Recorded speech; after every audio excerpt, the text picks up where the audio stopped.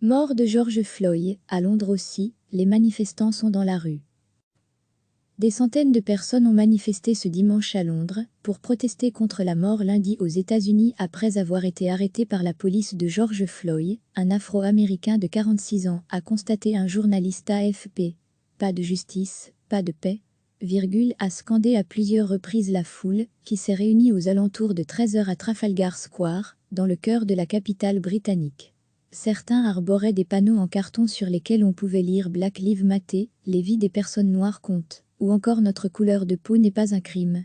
Les manifestants se sont ensuite agenouillés pendant une dizaine de minutes, un geste devenu un symbole de la lutte contre les discriminations aux États-Unis, où des rassemblements similaires ont lieu chaque jour, avant d'entamer une marche vers l'ambassade américaine, malgré les mesures de distanciation sociale toujours en vigueur face au nouveau coronavirus.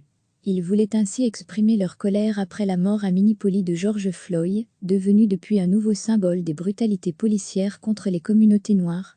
Évidemment, les images de ce qui est arrivé à George Floyd étaient extrêmement bouleversantes, tout comme les scènes d'émeutes et de violence qui ont eu lieu dans tous les États-Unis, a quant à lui déclaré ce dimanche le ministre britannique des Affaires étrangères Dominic Raab. Interrogé sur la chaîne de télévision Skinny à ce sujet, Raab a refusé de commenter le tweet polémique de Donald Trump et sa gestion de la crise. Je ne vais pas me noyer dans la question de savoir si les remarques du président américain étaient la bonne chose à faire, a dit le ministre. Je veux être concentré sur le travail qui nous reste à faire concernant la crise du Covid-19, a-t-il ajouté. Le président américain, qui a dénoncé à plusieurs reprises la mort tragique de George Floyd, a estimé que les émeutiers déshonoraient sa mémoire par leur violence et leur vandalisme. Quand le pillage commence, la fusillade commence, a-t-il réagi dans un message depuis censuré par Twitter.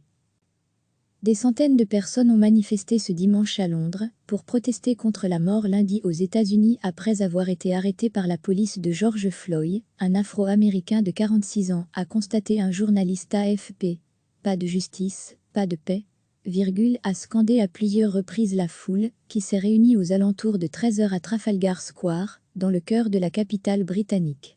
Certains arboraient des panneaux en carton sur lesquels on pouvait lire Black Lives Matter, les vies des personnes noires comptent, ou encore notre couleur de peau n'est pas un crime.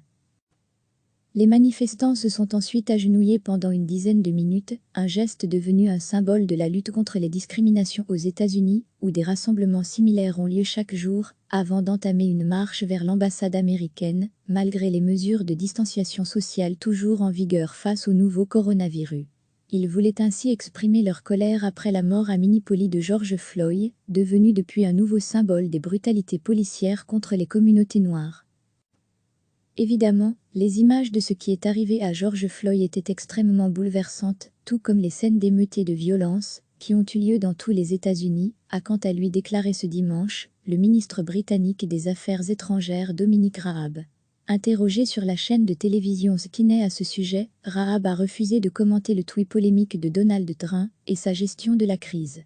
Je ne vais pas me noyer dans la question de savoir si les remarques du président américain étaient la bonne chose à faire, a dit le ministre. Je veux être concentré sur le travail qui nous reste à faire concernant la crise du Covid-19, a-t-il ajouté. Le président américain, qui a dénoncé à plusieurs reprises la mort tragique de George Floyd, a estimé que les émeutiers déshonoraient sa mémoire par leur violence et leur vandalisme. Quand le pillage commence, la fusillade commence, a-t-il réagi dans un message depuis censuré par Twitter. Cliquez sur s'abonner pour recevoir les dernières nouvelles.